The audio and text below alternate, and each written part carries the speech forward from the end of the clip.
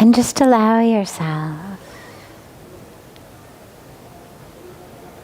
to come back to center.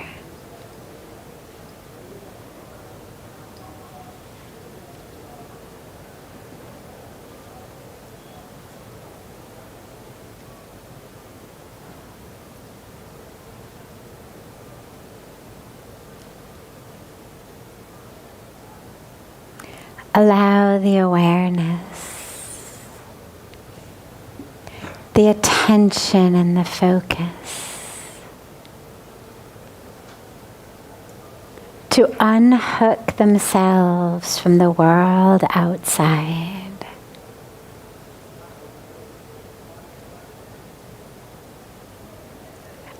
And to rehook themselves on the world inside.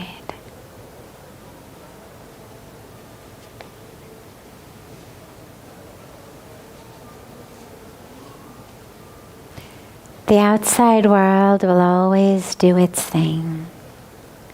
The sights and sounds and sensations.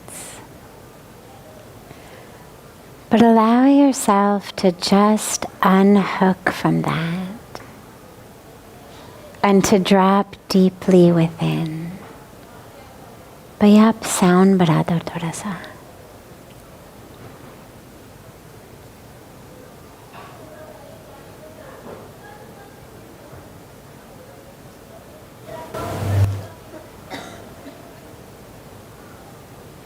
Allow that awareness to merge with your breath.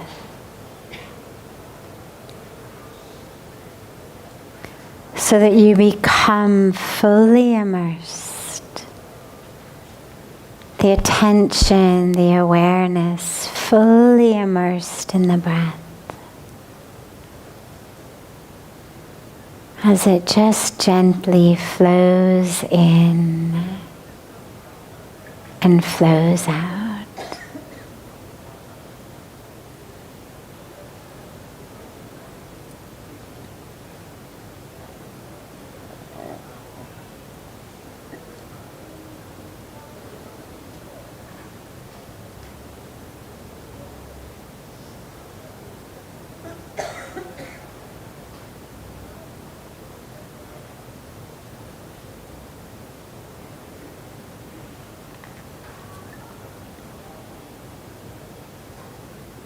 And as you inhale,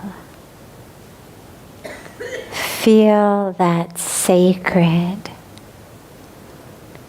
powerful, divine prana, that life force that is breathing itself into you.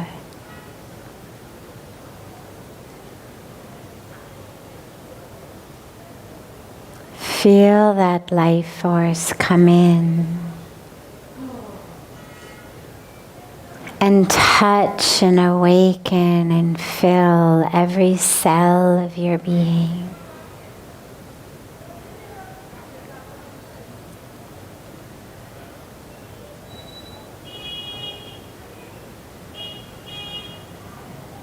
Take in that power.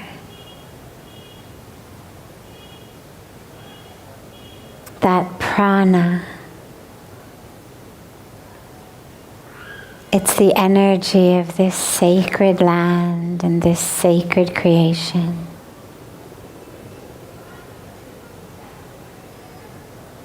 It's energy that comes from across the tops of the Himalayas, that blows across the sacred Mother Ganga.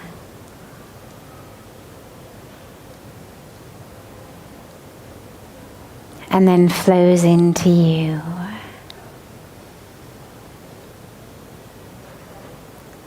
Feel it.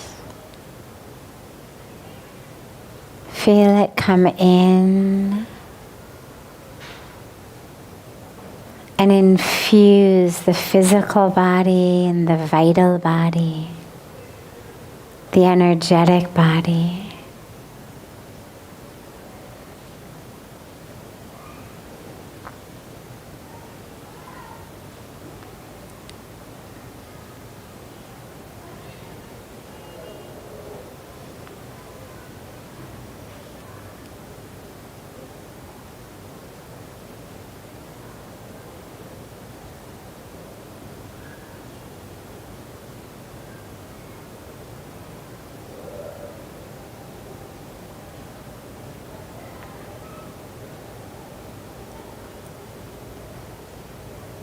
Feel yourself breathing in that same prana of the sages and the saints and the rishis.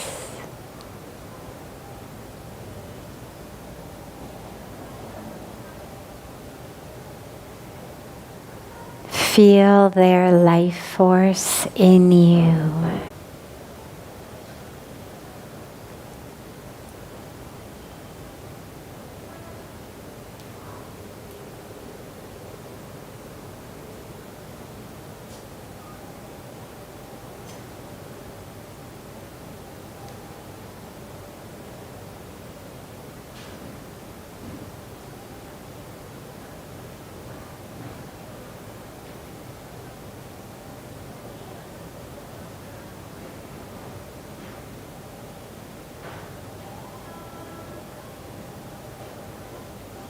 Slowly and gently, bring the palms of your hands together at chest level and gently rub the palms of your hands against each other.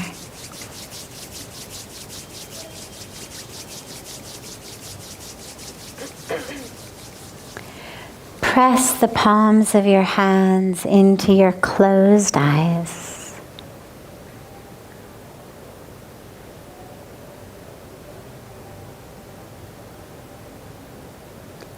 Slowly lower the hands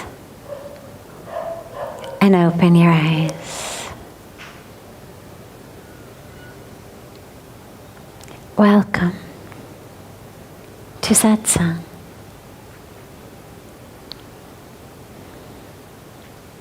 Beautiful to be all together.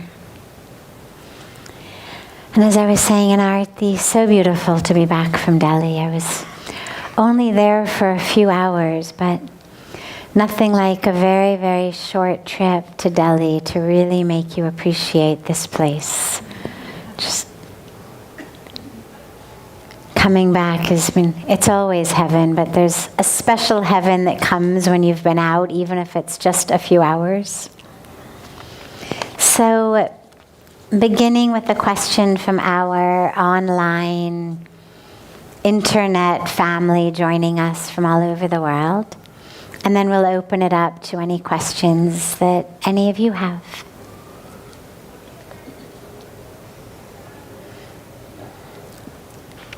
How can I stay connected to the divine? In Rishikesh, it was so easy. But back home with work, it's so difficult. Manuel Abba. So our brother Manuel has the same problem that so many people have. And it's a twofold issue. It's an outer issue and it's an inner issue. The outer issue is there is absolutely, undeniably something very special about this land. It's not just that things feel better when we're on vacation, or that things feel better in summer camp, or that things feel better when we don't have work. That's true as well, but you're going to have that regardless of where you go.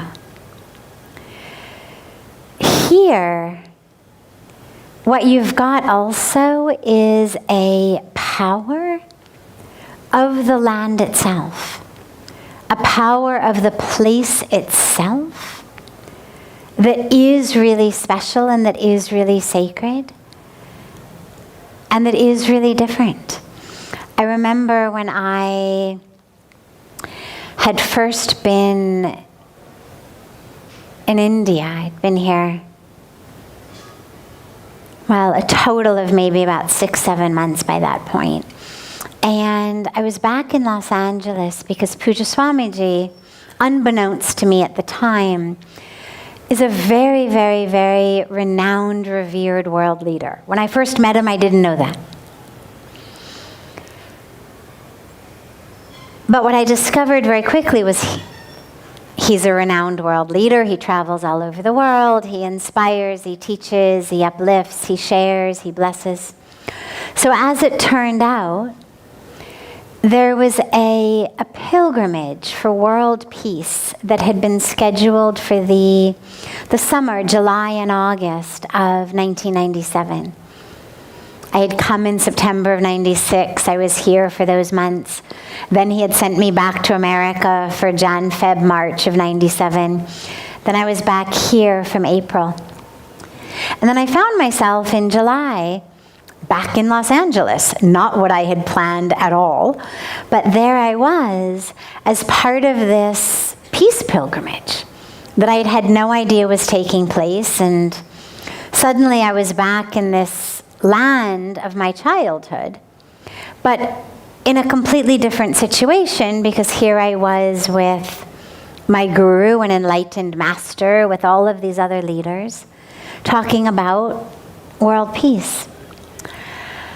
And while we were there, I said to Swamiji, I said, I know that God is everywhere. But why is it that I feel God so much more in Rishikesh than in Los Angeles? And he said, you are right, God is everywhere. God is just as much in Los Angeles and New York and London or Paris or anywhere. He said, but Ganga is Ganga. And that yes and answer is the aspect of that, the first aspect of the question, the first half of the question, which is the place. Yes, God is everywhere. And Ganga is Ganga. There is a reason that this is a land that is spoken about even in our scriptures, written thousands and thousands of years ago. This was already a land to which Bhagwan Ram, Lakshman were coming to do their meditation. We're coming to do puja.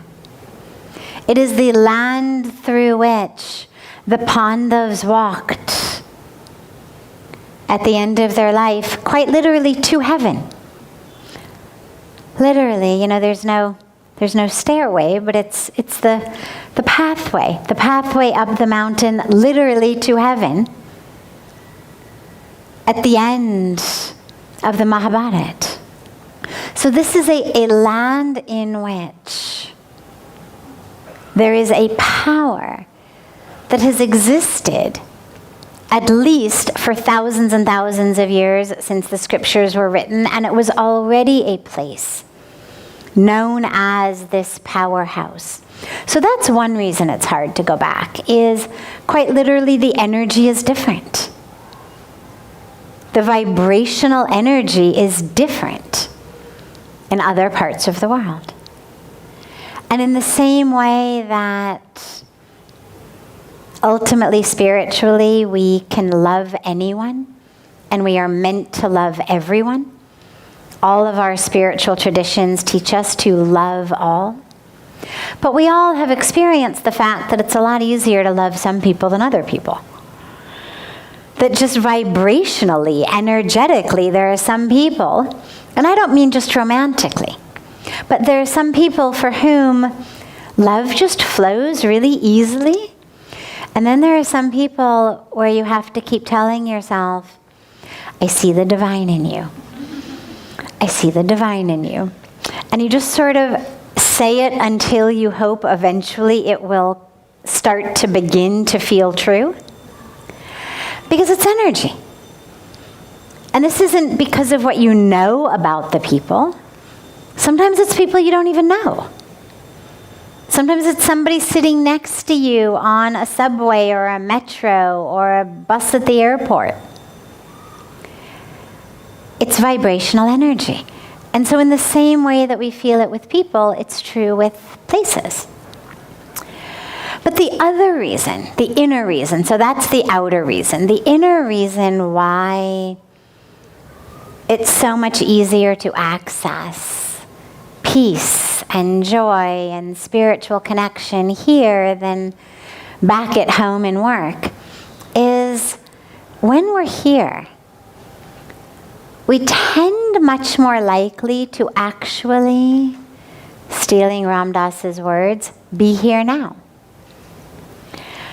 When there's not a whole bunch on our plate, when we don't have to fight traffic to get to work, when we don't have grocery shopping we have to do, other errands we have to run, the plumber we have to call, the kids we have to pick up. Without the stress and strain of daily life, it's a lot easier to be here now. And what we know spiritually is that our only hope for happiness is right here, right now. This is the only moment we've got. Whether you're looking for happiness, you're looking for peace, you're looking for divine spiritual connection, awakening, enlightenment, samadhi, regardless of where on the spectrum your aspirations may be, every one of them is only possible right here now. So if I'm not here because I'm in my to-do list, or I'm in what somebody said to me at the office that was obnoxious, or I'm in the fact that this traffic on the freeway is going to make me late for my yoga class, and so I'm really angry,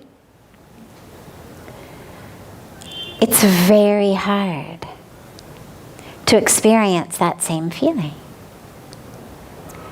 Because if I'm not here, how can I feel peace here and now?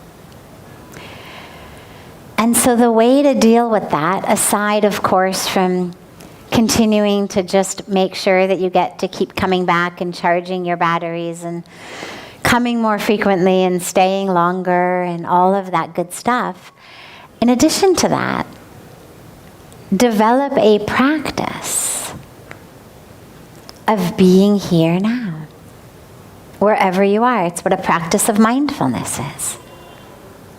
It's what a practice of awareness is, what consciousness, when we speak about being conscious, being aware, being mindful. The words are not synonyms, but they're used synonymously when we're talking about this practice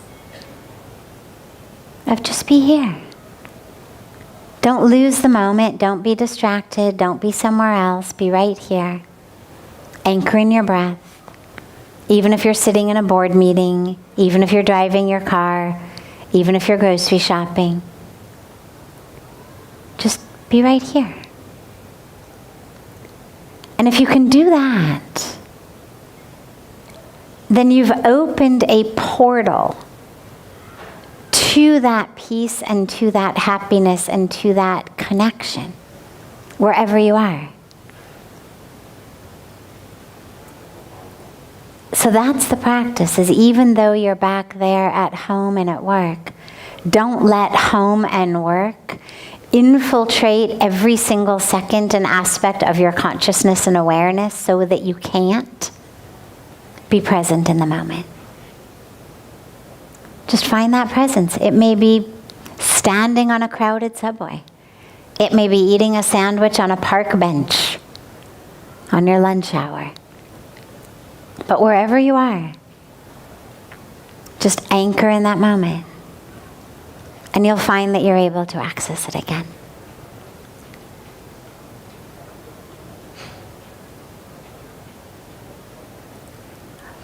More questions? Any questions that anyone here has? Yes?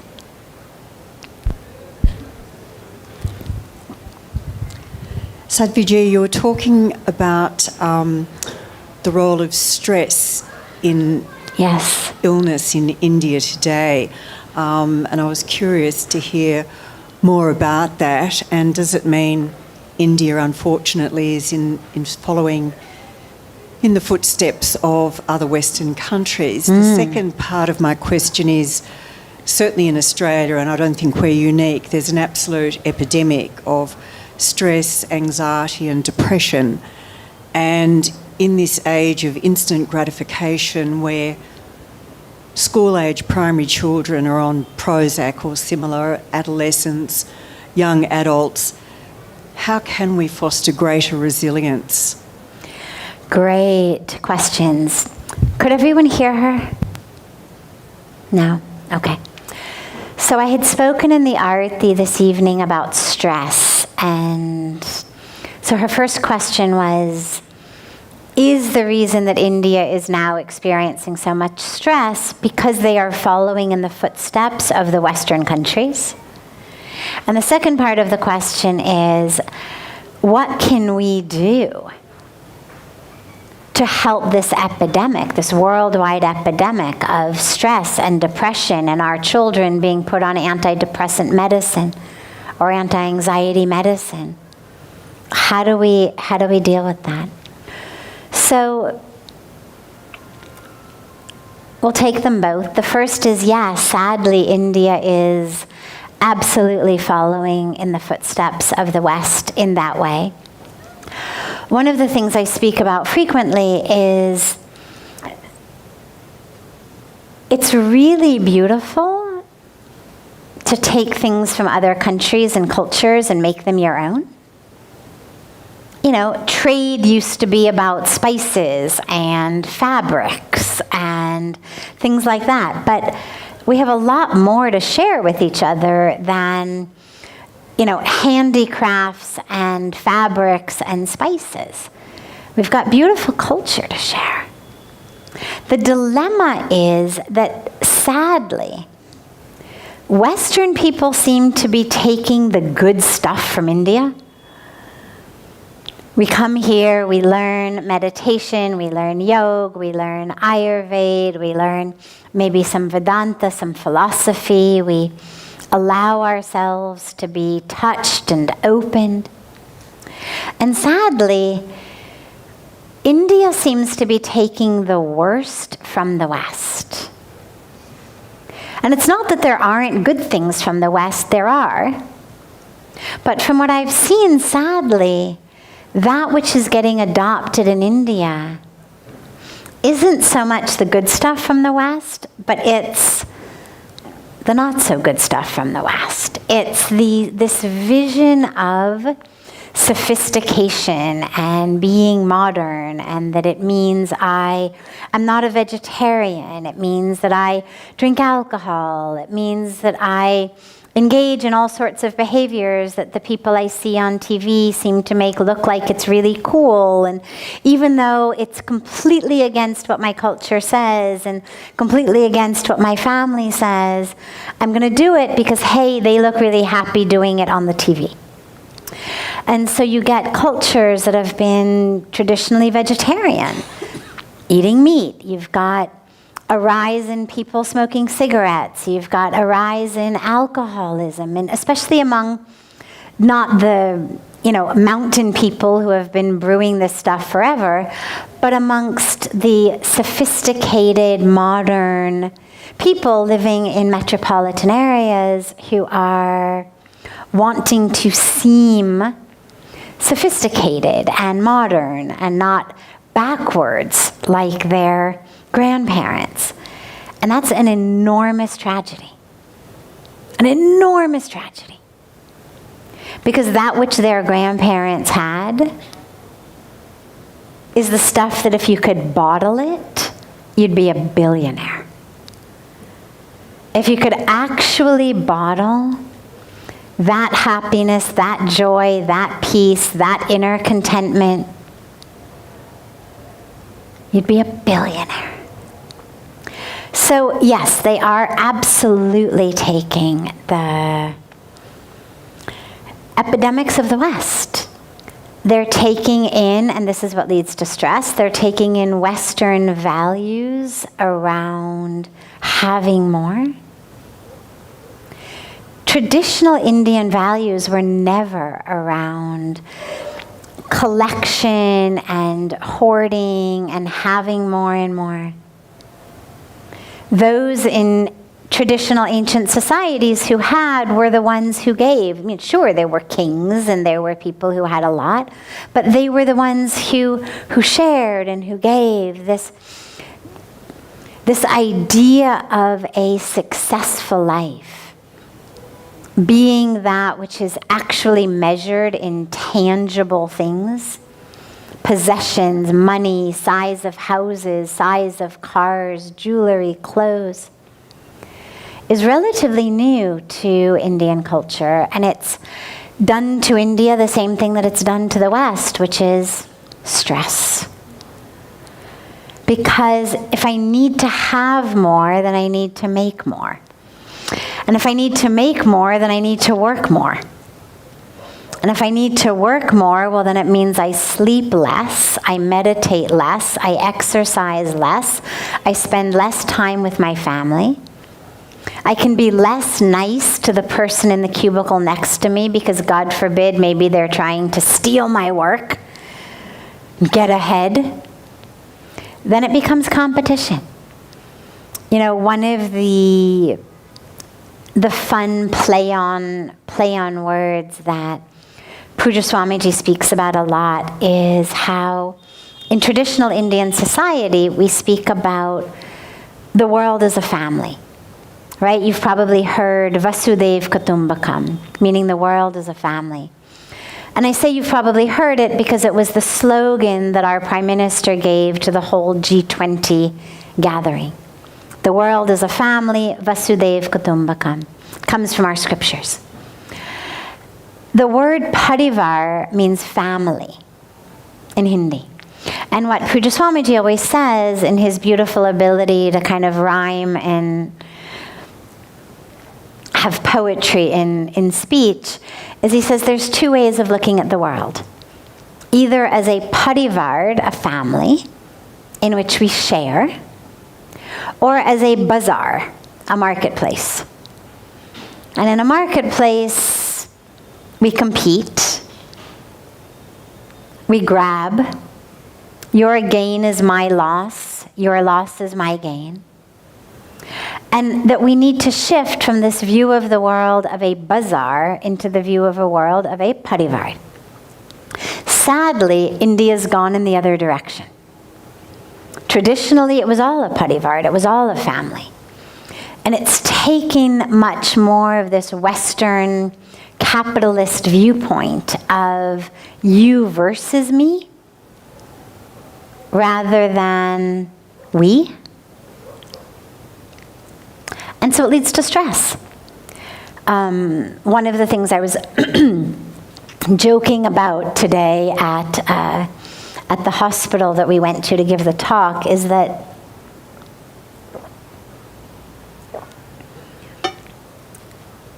it's also the place where we get annual checkups. And so I know how they work. And they've got, it's not like a hospital in the West where they charge you per thing. Oh, you need an MRI, it'll cost this much. You need this blood work, it'll cost that much. Here they have different packages. So 4 or 5 different packages, and each package has a whole bunch of different types of tests you can get. And there's a women's package, and there's a this package, and that package. And each package has different prices and different tests that they run. The most expensive package, the one that runs the most tests, is called what?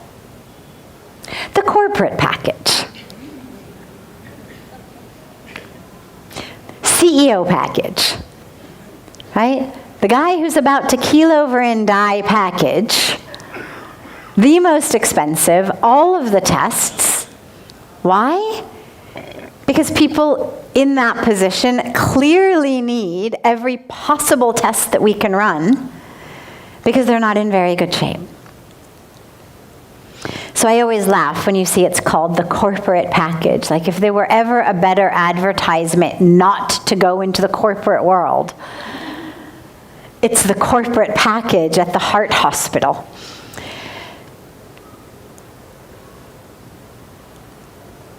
How do we, moving into your second question, how do we address this? Well, first we look at why we have the stress. I always say we're stressed because we're trying to squeeze orange juice from a cow. Meaning, we want something, But we're trying to get it someplace it doesn't exist. What do we want? Happiness, peace, love. Nothing super complex, nothing super esoteric. At the bottom line, what we want is we want joy, deep happiness. Not just I had an ice cream, I'm happy. But a sustained, sustainable, pervasive experience of joy. We want peace in our lives. We want to experience love. Ideally, as much love as possible. But what are we doing? Working ourselves to the bone so I can make more money and buy more things. So, if you imagine you have a cow, this cow gives you something really beautiful. It's called milk. But if in your mind you think what you need is orange juice, you're going to squeeze that poor cow's udders forever. You're never going to get orange juice. And you're actually going to miss the beauty of the milk that you would have gotten from the cow. You're going to be stressed. You're going to be exhausted. You'll end up killing the cow or harming her anyway. And you'll still never get orange juice. And this is what happens in our lives. We are literally trying to squeeze happiness, squeeze meaning, squeeze peace, squeeze love out of places it just doesn't exist. It doesn't exist in money. It doesn't exist in prestige. It doesn't exist in power. It doesn't exist in all of these things that we think will bring it to us. And so we end up missing out on actually what our life is giving us, what we might enjoy in our work, people we might enjoy meeting, some of the work we might actually enjoy doing. Because in my mind, what I need from it is this money which is going to give me happiness. So I've got this single-pointed goal that gets me nowhere. And so we're stressed. And the other aspect of the stress related to that, deeply connected to it, is that the reason that I believe that in order to be happy and peaceful and loving and loved, I need more, is because that's what we learn as kids. Not only the commercialism, it's not just commercials literally showing kids, you should have that, you should have this, but it's actually deeper. We teach our children that their worthiness, their value on planet Earth is based on what they do and what they achieve. This is something I speak about a lot. It's really important because even the best intentioned parents do it. Our children come home with an A on an exam or an A on a report card. And what do we do instinctively? Oh, come here and sit on mommy's lap. Oh, come, my sweetheart. I'm so proud of you. You're so good. Come, let's go have ice cream. Or let's go celebrate. Your child comes home with an F. They failed. Even if you're one of those good parents who doesn't actually slap or hit their children or yell at them or insult them, certainly your face is going to look disappointed. Certainly you're not going to say, oh, my wonderful child, come here and sit on mommy's lap. I'm so proud of you. Come, let's go get ice cream. At the bare minimum, your face is going to go,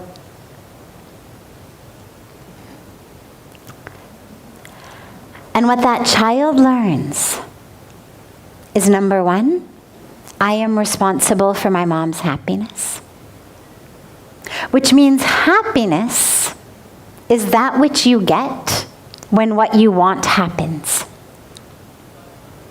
Look how happy she is with my A. Look how unhappy she is with my F. Look how happy she is with my sister's A. Look how unhappy she is with my F.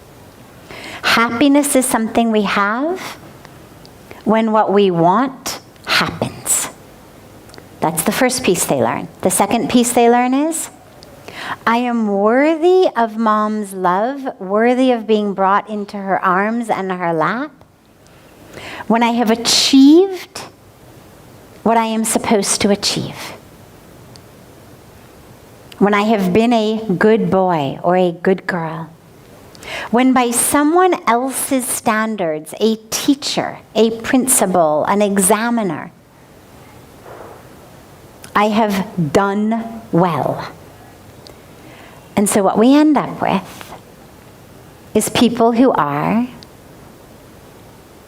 relentless workaholics. And we wonder, why are we workaholics? Well, we're workaholics because we are trying to prove that we are worthy. We're trying to get that love. And it's all subconscious. And of course, parents love their children even when they fail. We just don't show it. And again, these are the things, the best parents in the world do it. Because we're unconscious. Now that I've said it, you're not going to do it. Because we don't even think about it. Or we think, well, if I love them with an F, what's going to inspire them to study harder in school? Think of other incentives. Pizza, parties, extracurricular activities, being able to go somewhere. I mean, there's all sorts of perks that parents can give their children when they do well in school. But love is not a perk. Your lap and your hugs are not a perk. They're not something that should be given and taken based on whether they've done their chores or behaved well. And so this is why they are stressed. Because as our society, all of our societies, get more and more competitive, I mean, I cannot tell you the friends of mine who are stressed out about their kids getting into the right kindergarten. This is real stuff. Kindergarten. Oh my God, if they don't get into this kindergarten, then they won't get into that elementary school. And oh my God, all the kids go into this college, come from that high school, this elementary school feeds into that high school. Like your kid's life is over if you can't get them into the kindergarten you want. What's the poor kid gonna do? Of course they're stressed out. Because of course we have all these conversations right around them thinking that they don't listen or hear or understand. They understand our stress. And what do you have to do for a kindergarten interview? Draw a picture, right? Have a little chat with the person.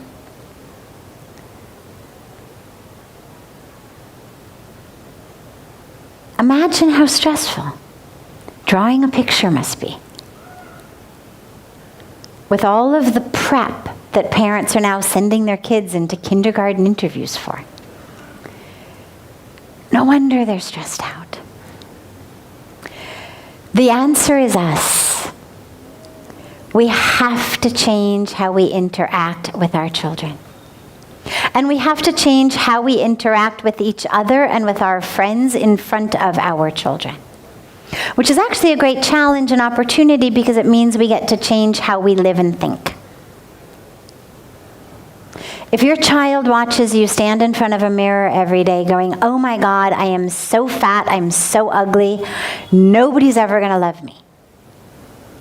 Or watches you say to your husband or to your wife, oh my God, I can't believe I've gained all of this weight, I look awful, how can you bear to look at me? What do our kids learn? That the love of someone as important as your spouse is based on what you look like? Because in a kid's mind, of course, their parents always look beautiful. But this is what they learn. When our kids hear us talking about what other people are wearing, clothing, jewelry, anything related to money or things that somehow we wish we had. God, if you only worked harder, then you'd have more money, then I could buy those types of clothes. What do they learn? This is what brings happiness. To make mom happy, you better bring home the dough so mom can buy this or so dad can have that. They learn our values. And so they're stressed. They watch us be stressed. They hear us all day long say, oh my God, I'm so stressed. Oh my God, I'm so stressed. Oh my God, I'm so stressed. So the kids say, oh my God, I'm so stressed. They pick it up. So it's our challenge, our opportunity to change how we think, change how we speak, change our values. So many parents say, they'll come and they'll say, oh my God, can you talk to my kid? Set my kid straight. And we'll say, well, what's wrong? And the parent will say, oh, they lie to me. Tell my kid how important it is to tell the truth. Now, obviously it's important to tell the truth. But how many of us have been in a situation where we are showering and getting ready, and this is more true in India than the West, but we're showering and getting ready, we're supposed to meet someone, we're running late. The person we're supposed to meet is calling on the phone. We're still getting dressed. Our kid is in the room and we say, pick up the phone, tell them we're on the way.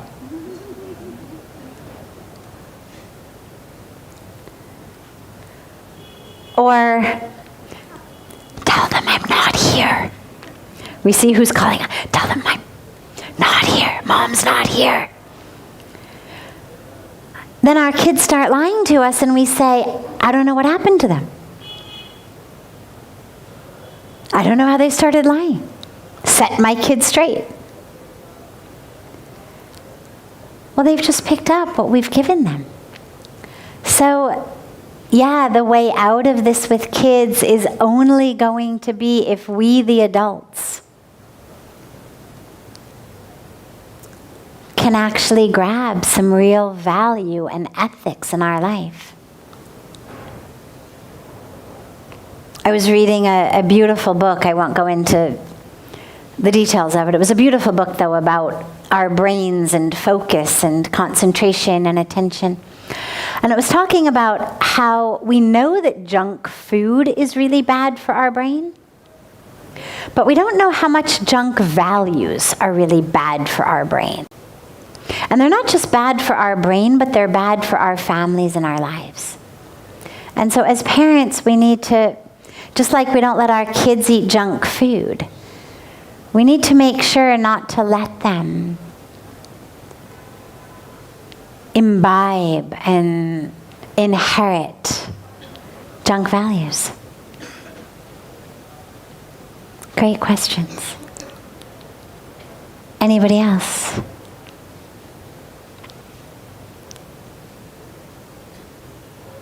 Yeah.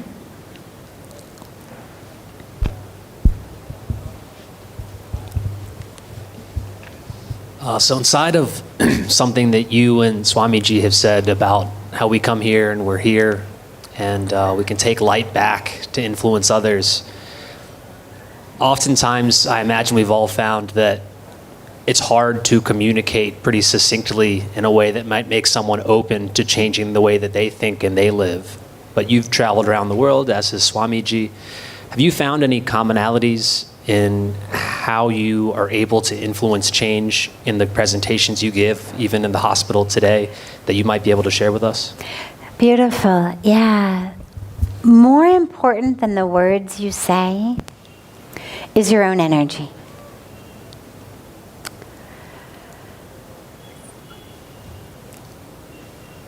There are fantastic, wonderful,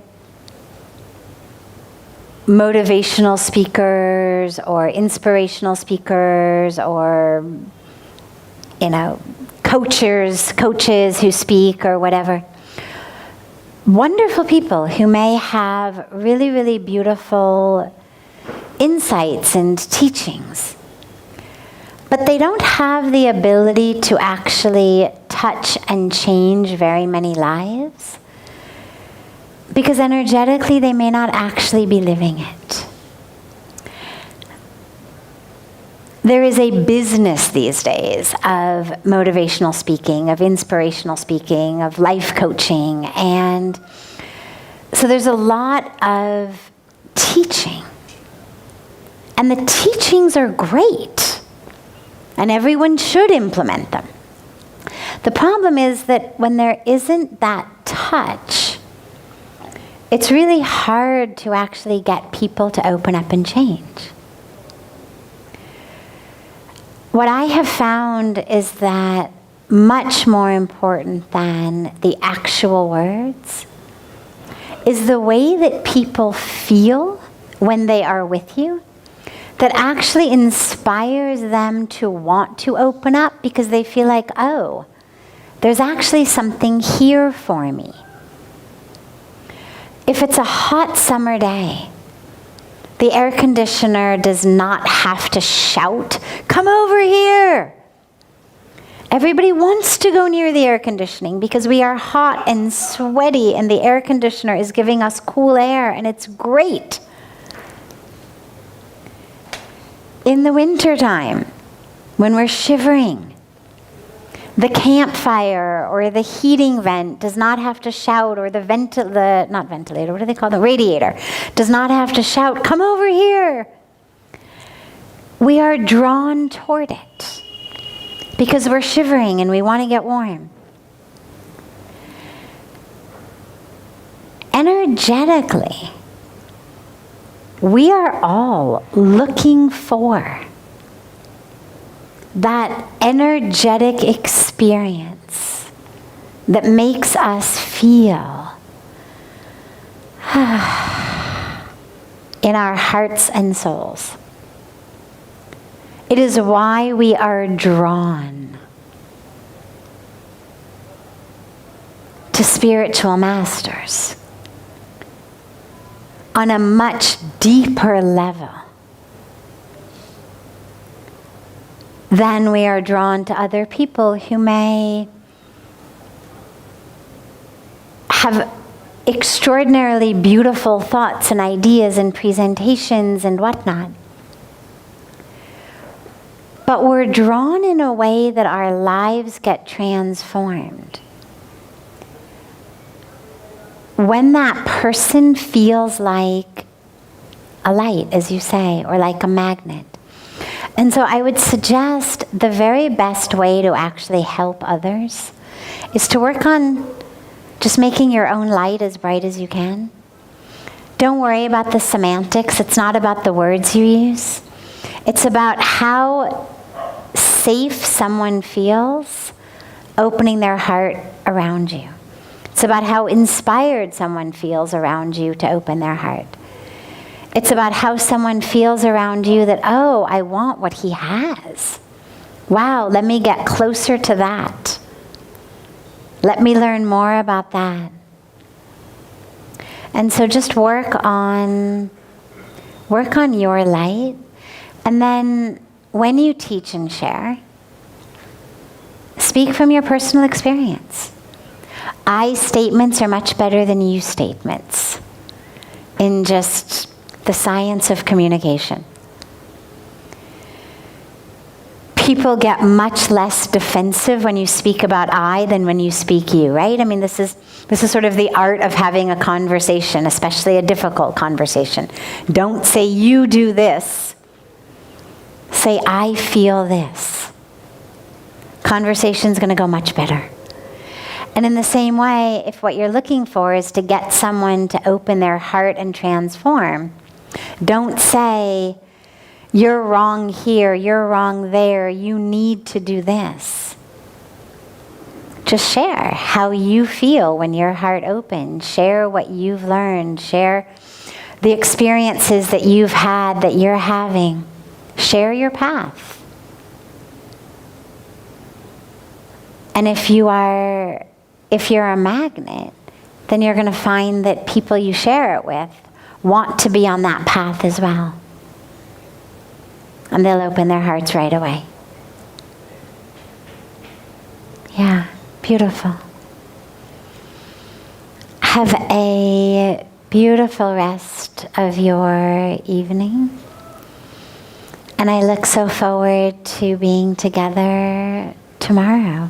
And if you have questions that you feel shy to ask in public, or if by chance you're tragically leaving Rishikesh tomorrow and you won't be here, feel free to get your questions to any of our Seva team, and they will write it down and they can get it for me on the sheet that we keep taking 1 or 2 questions from every day.